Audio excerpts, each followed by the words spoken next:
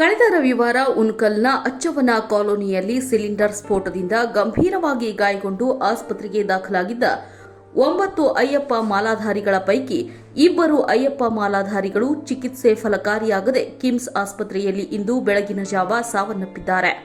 ಮೃತ ಅಯ್ಯಪ್ಪ ಮಾಲಾಧಾರಿಗಳಾದ 17 ವರ್ಷದ ಸಂಜಯ್ ಹಾಗೂ 58 ವರ್ಷದ ನಿಜಲಿಂಗಪ್ಪ ಬೇಪುರಿ ಇಂದು ಬೆಳಗಿನ ಜಾವ ಚಿಕಿತ್ಸೆ ಫಲಕಾರಿಯಾಗದೆ ಮೃತಪಟ್ಟಿದ್ದಾರೆ ಅಂತ ತಿಳಿದುಬಂದಿದೆ. ಘಟನೆಗೆ ಸಂಬಂಧಪಟ್ಟಂತೆ ಸಂಜಯ್ 80% ಹಾಗೂ ನಿಜಲಿಂಗಪ್ಪ 86% ಪ್ರಮಾಣದಲ್ಲಿ ಬೆಂಕಿ ಅವಘಡದಲ್ಲಿ ಗಾಯಗೊಂಡಿದ್ರು.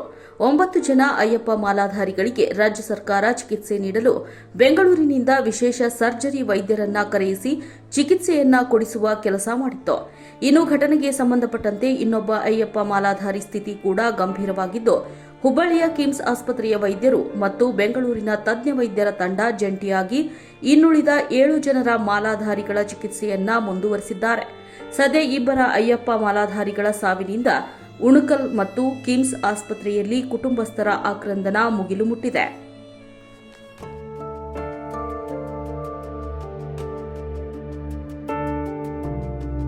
ನೀವು ನೋಡ್ತಿದ್ದೀರಾ, ಇದು ನ್ಯೂಸ್ 88 ಕನ್ನಡ, ಸುದ್ದಿಯ ಜೊತೆ ಸದಾ ನಿಮ್ಮೊಂದಿಗೆ.